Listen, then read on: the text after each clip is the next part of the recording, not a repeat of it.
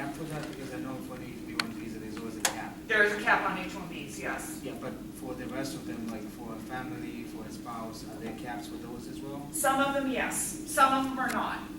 The ones that there's no cap are the spouses, children, and parents of U.S. citizens. All other classifications for family-based immigration, there are caps.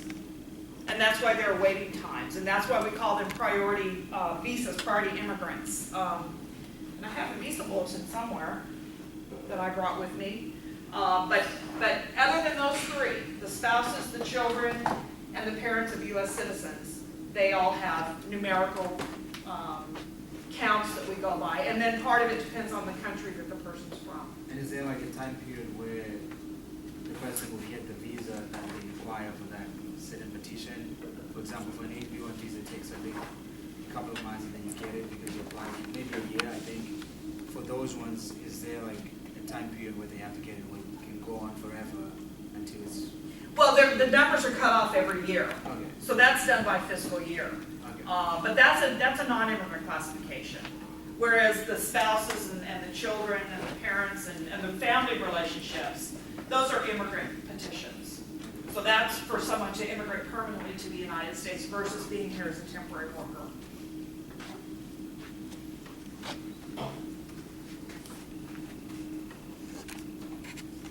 I know you have more.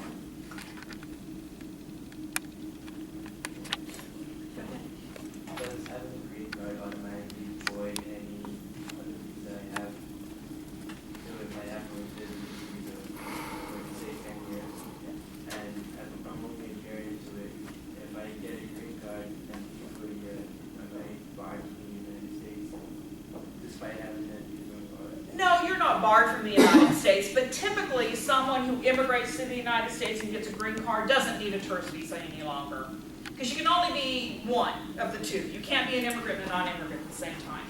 You got to pick. So if you want to come to the United States every year for 2 weeks and go to Disney World, you want to maintain a non-immigrant status. If you want to remain in the United States permanently, then you would want an immigrant visa through whatever means you might be eligible for it. But you can't be both. You can't pick and choose depending on the length of your stay, et cetera, et cetera. At some point, you got to give one up because you just simply don't need them both. You just don't need them both. Anything else?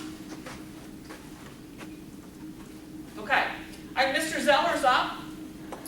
He is a private immigration attorney. He works for a law firm. I have known him since 1994. He's a great guy. I do want to say one thing before Officer Shavers and I leave.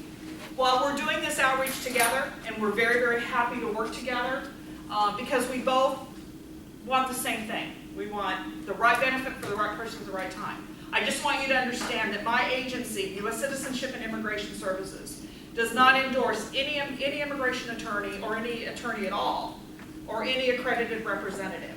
Okay, so while we work together, and I know him, he's a great guy, I want you to understand we don't endorse him as a federal agency. Okay? So listen to what he has to say. He's a sharp guy and he won't lead you astray. I just don't want you to think that because we're here that we're saying go to this attorney.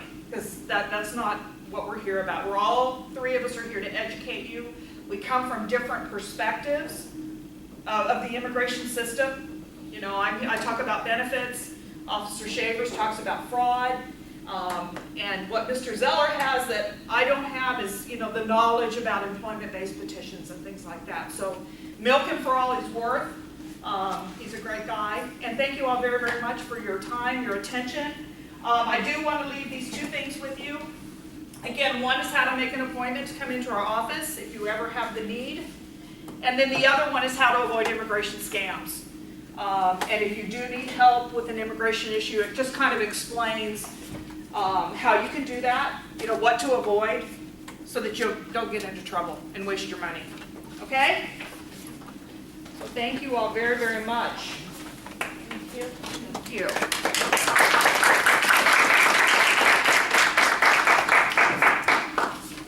Thank you, Kristen. You're welcome. I'm Priscilla. I'm an immigration lawyer. A couple of things before these guys take off. Give them another round of applause. They're here on the underpaid and overworked patriots. And they still make it in here, so Yeah. this is really, really great. Yeah. And as for Dr. Schaefer, this is the best place to see him. Because I can assure you, if you are looking for something at the Immigration Service and you're in an office there, and Dr. Schaefer walks in,